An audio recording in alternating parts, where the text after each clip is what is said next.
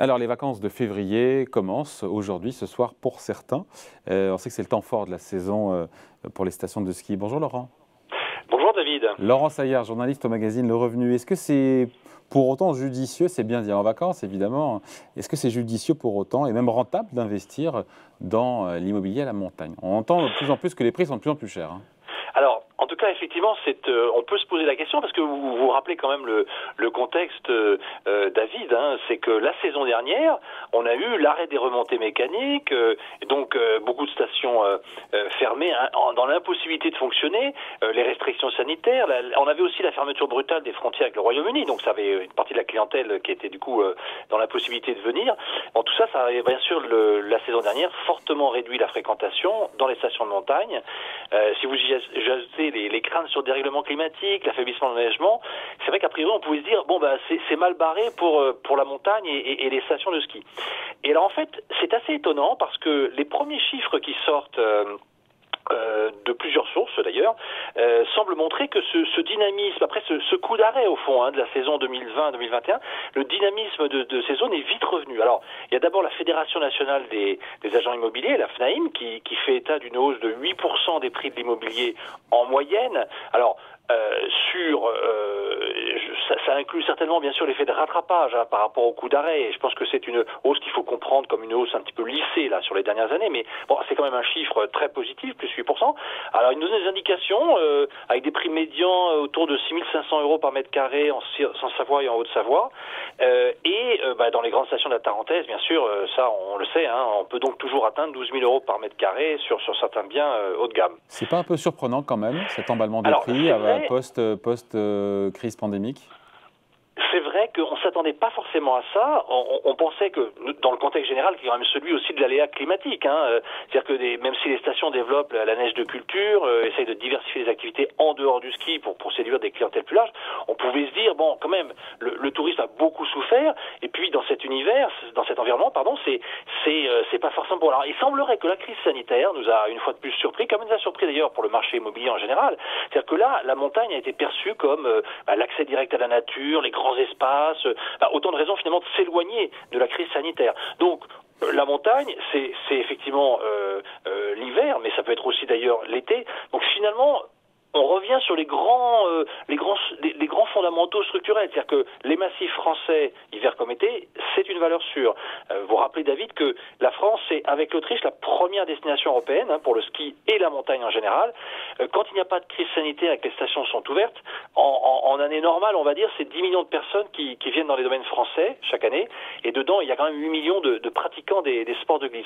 Donc, ce qui semble, effectivement, de ces premiers chiffres, c'est que la crise sanitaire a joué une sorte de rôle d'accélérateur sur l'évolution des prix. Alors, il y a un autre observatoire qu'on peut regarder, c'est celui de Meilleurs Agents, donc qui est un petit peu le spécialiste de l'estimation immobilière en ligne, et qui là vient de nous donner des indications effectivement assez favorables. Alors eux ils segmentent un petit peu plus. Alors c'est surtout dans les Alpes toujours, hein, mais ils disent bon, dans les Alpes du Nord ils lancent un chiffre presque 10% de hausse, dans les Alpes du Sud 7%, et dans les Pyrénées un petit rebond aussi plus faible, 4%.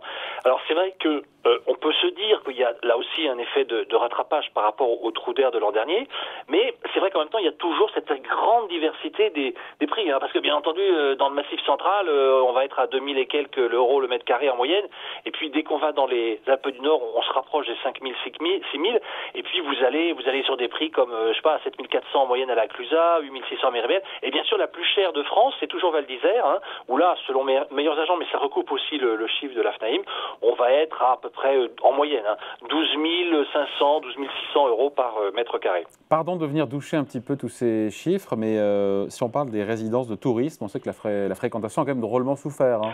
Oui, alors effectivement, ça c'est un sujet qui fâche.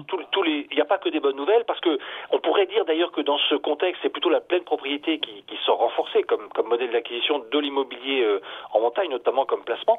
Parce que ce qui s'est passé l'an dernier, je le rappelle effectivement, c'est qu'avec la pandémie, il y a eu les fermetures administratives, les mesures sanitaires, et donc finalement les résidences de tourisme, celles qui ont ce statut proprement dit, eh bien, non seulement elles ont privé les copropriétaires de leur loyer, donc sur la saison 2020-2021, mais parfois il y avait une double peine parce que certaines résidences pouvaient être aussi carrément fermées, ce qui fait que les copropriétaires, ils pouvaient même pas y aller eux-mêmes et en profiter.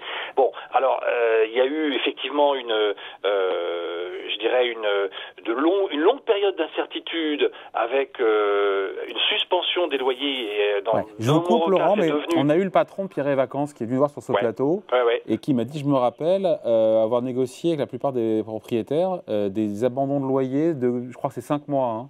Voilà. Et en fait, Pierre et Vacances a effectivement négocié des avenants avec 2 cas de figure sur les 16 mois considérés. C'était soit un abandon de loyer de 5 mois, soit un abandon de loyer de 7 mois et demi. Hein. Et en fait, alors à vrai, il y avait des petites compensations éventuelles, bien maigres, mais c'était par exemple l'octroi éventuel de bons de séjour, par exemple. Et quand on regarde les autres acteurs du secteur, ils ont fait un petit peu des choses comparables, avec des variantes. Parfois, c'était l'allongement de la durée du bail, on augmentait le nombre de séjours possibles pour le propriétaire en nombre de semaines. Il y a eu des clauses aussi parfois, dans certains cas, de retour à meilleure fortune, mais au-delà de 2023. Bon, alors ça veut dire que là, c'est clairement, on a eu des mécontents.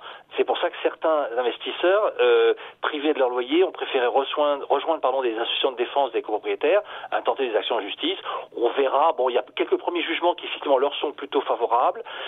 D'autres se sont dit, on va vendre, on va arrêter. Mais là, on peut leur dire que c'est pas forcément le meilleur moment, même si là, on a l'impression que les prix tiennent bon et voire remontent, parce qu'on est quand même dans un contexte particulier. Il y a quand même une décrue sur ce type de placement, puisque mécaniquement, bien sûr, les loyers ont du coup baissé sur plusieurs années.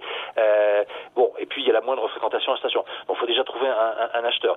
Mais en tout cas, effectivement, la détention en résidence de tourisme, elle a un petit peu souffert. Justement, on se dit que c'est, pour le coup, cette détention en résidence de tourisme, c'est pas un bon plan quand on voit ce qui s'est passé là. Alors, en même temps, c'est assez atypique. Pas forcément, mais là, en tout cas, ce qui est sûr, c'est qu'avec ce qui s'est passé, clairement, la rentabilité de long terme de ce placement a vraiment souffert. Donc, ça perturbe un peu le modèle économique.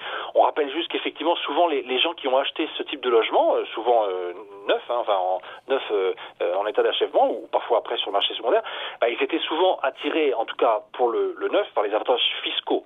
Il y avait effectivement garantie de loyer avec un exploitant sur 9 ou 11 ans, et puis un statut de loueur en meublé non professionnel qui permet notamment de déduire les revenus locatifs des charges, plutôt l'inverse, retirer les charges des revenus. Et puis, on a une exonération totale de la TVA de 20% si on ne fait pas de revente dans les 20 années, avec possibilité de prorata si on le fait avant. Alors, bon, bien sûr, mais là clairement, on peut plus sortir les chiffres de rentabilité parce qu'il y a un gros trou d'air sur une année. Alors, il faudra voir à l'avenir comment ça se restaure. Hein. Laurent, si on a les sous, si on a envie d'investir à la neige, on fait quoi concrètement là ? Moi, j'ai plutôt envie de vous dire, rien ne vaut la pleine propriété. Hein. Oui, mon général, oui, monseigneur. Oui, quand même, ça, on est maître de son destin, et puis on suit tout, et puis on est libre un jour si on a besoin de revendre, parce que finalement, il semblerait que le marché reste relativement liquide. Alors bon, il y a l'ancien, bien sûr, mais alors, avec un marché qui est dynamique. Alors, il y a aussi une nouveauté, c'est qu'une nouvelle piste, on va dire, c'est qu'il y a le neuf, parce qu'en fait, pendant toute cette période, la dynamique est restée, il y a eu des programmes, il y a eu des projets, et en fait, il y a les contraintes de la transition énergétique, et du coup, et l'évolution aussi de la demande. C'est le fait que les gens veulent plus d'espace, plus de garanties sur, effectivement, l'isolation des bâtiments, etc. Et donc, là, on a vu effectivement une évolution. On est loin des années 70 où tout le monde se contentait de petits studios. On veut à la fois des grands volumes, du neuf et des choses qui soient aux normes de la transition énergétique. Et c'est vrai que là, on a vu notamment se développer dans les projets récents, le recours en fait au statut toujours de loueur en meublé non professionnel, le fameux LMNP, mais cette fois avec une fourniture de services de type para-hôtelier. C'est-à-dire, en gros, vous confiez le bien à une agence, elle doit le louer, et elle doit assurer effectivement un minimum de services, c'est l'accueil, c'est le ménage quotidien, c'est des choses comme ça. On crée une SARL de famille, on peut récupérer la TVA, et on doit en fait avoir une durée de détention minimale de 5 ans, mais avec quelques avantages, notamment grâce à l'amortissement du bien. Et bon, là, c'est vrai que sur les nouveaux projets, alors l'intérêt du neuf, c'est que vous pouvez monter en gamme, et donc vous allez, par exemple, je vais vous citer un ou deux exemples, mais par exemple, vous pouvez avoir des biens à Megève qui vont être à 20 000 euros le mètre carré, ou jusqu'à 30 000 euros le mètre carré à Méribel, parce que vous êtes dans le neuf, vous êtes dans la tendance, vous êtes dans des choses qui sont vraiment qui sont conformes aux normes. Oui, moderne. enfin, 20 000 à 30 000 euros du mètre carré, ça fait cher les Oui, toilettes. Hein. voilà, absolument. Il y a beaucoup de programmes qui sont en cours. Alors, c'est vrai que le dynamisme est assez étonnant parce qu'il n'y a pas de vrai coup d'arrêt, contrairement à celui des remontées mécaniques. Bon, on peut rappeler, David, qu'il y a quand même la faiblesse des taux d'intérêt. Hein, c'est quand même, ça facilite les financements. Et puis, on a vu aussi, c'est vrai, des promoteurs qui se sont remis à construire des copropriétés classiques en pleine propriété. Hein, vous avez Promosys à Méribel, par exemple, qui je le cite parce qu'il est vraiment sur Méribel. Et il a fait effectivement sortir récemment des programmes, mais là, en accordant une attention vraiment particulière à la finition, à la qualité de construction, au grand volume. Par exemple, il travaille avec l'agence Barnes pour la commercialisation des locations. Et là, c'est vrai que quand on est dans cet univers-là, vous allez me dire, c'est pas donné parce que c'est sûr qu'on est dans le neuf. Donc, c'est même si vous n'avez pas 200 000 euros ou que vous ne pouvez pas les financer, à crédit, ça va être dur de faire quoi que ce soit. Et puis, vous allez bien sûr bien au-delà si vous êtes dans les biens de prestige. Donc, il faut aussi oui, parce qu'à 30 000 euros du mètre, si on a 200 000 euros, ça fait pas beaucoup. Hein, ça fait tout petit, c'est même pas un studio. Voilà, ça fait des petites surfaces. Donc, ça veut dire qu'en gros, si vous voulez vraiment quelque chose de bien, il faut aller au-delà du million d'euros. En fait, ce qui va compter, c'est bien sûr le potentiel de valorisation de la station. C'est toujours pareil. Hein. On tourne un peu dans le club des stations très favorisées, haute altitude, très recherchées par la clientèle nationale, etc. Bon, on peut espérer un rendement annuel qui sera plutôt proche de 2% net sur 20 ans, avec un objectif au départ brut qui va être plutôt au-delà de 3. Mais en fait, en net, vous serez autour de 2. Et alors, là encore une fois, ce qui peut vous aider, c'est toutes les contraintes de la transition énergétique. Un promoteur qui a construit effectivement en respectant ces normes et en se projetant dans le futur, c'est-à-dire des beaux volumes, une belle finition et ça. Et là, effectivement, ça suffit pas. Il faut quand même aimer la montagne, je dirais. Hein. Il faut du plaisir. Il faut pas que le raisonnement soit purement financier. Voilà, c'est ça qui est. Voilà, avec des mises de départ qui sont aussi parfois plus faibles dans d'autres stations. Il n'y a pas que les Alpes du Nord. Oui, alors bien sûr, si on va dans les stations notamment de moyenne altitude, on trouve. Mais là, il faut que ce soit une station capable aussi de bien fonctionner l'été. Alors si c'est Megève, par exemple, c'est à la fois haut de gamme, mais en même temps, ça fonctionne toute l'année. Tu dis abordable, là, Laurent. Il me parle de Megève. Oui. Et si vous êtes vraiment sur des stations abordables, si vous cherchez effectivement bien en dessous de 5 ou 4 000 euros le mètre carré, là, effectivement, vous avez le risque de l'enneigement. Bon, mais il y aura toujours de gros écarts, effectivement. C'est important, effectivement, qu'il y ait une dimension plaisir, en tout cas. Hein, parce que si vous n'aimez pas la montagne et que vous n'aimez pas y aller et en profiter un peu vous-même, je pense que le raisonnement financier ne va pas suffire pour vous déclencher. On comprend mieux pourquoi on appelle ça l'or blanc. Absolument. Voilà. À lire donc, j'imagine, cette semaine dans le revenu. Qu'est-ce qu'on y a d'autre à part la montagne? Eh bien, dès aujourd'hui, on peut aussi se plonger dans un superbe dossier. Des meilleurs experts. Oui, sur l'analyse technique, alors c'est effectivement un peu technique, mais bon, c'est un petit peu tous les scénarios de quelques experts que la rédaction a interrogés, et sur leurs scénarios, haussiers ou baissés par rapport à l'environnement boursier, très intéressant. Et on fait aussi un bon focus sur la chimie verte, c'est-à-dire en fait cet univers des valeurs de la chimie qui en fait essaye d'être, on va dire, dans